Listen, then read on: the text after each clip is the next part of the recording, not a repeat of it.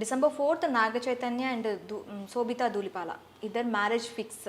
ఆ రోజు వాళ్ళ మ్యారేజ్ అవ్వబోతుంది. Before Naga Chaitanya marriage breakup తర్వాత మళ్ళీ తను సెకండ్ మ్యారేజ్కి ఎంట్రీ అయ్యాడు. సో చాలామంది వాళ్ళ ఎంగేజ్మెంట్ డేట్ చూసి వీళ్ళు విడిపోతారు, వీళ్ళు కలవరు అని చెప్పి చాలామంది జ్యోతిష్యులు చెప్పడం జరిగింది. అయితే ఈ కాన్సిక్వెన్స్లో మీరు దీన్ని ఎలా చూస్తారు? అసలు మీ ఆస్పెక్ట్లో అసలు వాళ్ళు కలిసి ఉంటారంటారా?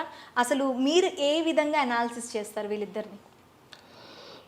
మీరు చెప్పిన డేట్ ప్రకారం చూస్తే వాళ్ళది December 4th, 2024 పూర్వాషాఢ నక్షత్రము ధనురాశి. ధనురాశి రాశ్యాధిపతి కూడా గురువు, ప్రస్తుతం వృషభ రాశిలో ఉన్నాడు.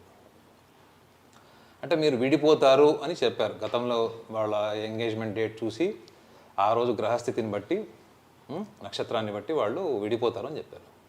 అసలు నేను ఒక మనిషి కలిసి ఉండడానికి విడిపోవడానికి జ్యోతిష్యంలో నేను చూసే మూలాలే వేరు. ఓకే, వాళ్ళు కలిసి ఉంటారు విడిపోతారు అన్నది విధి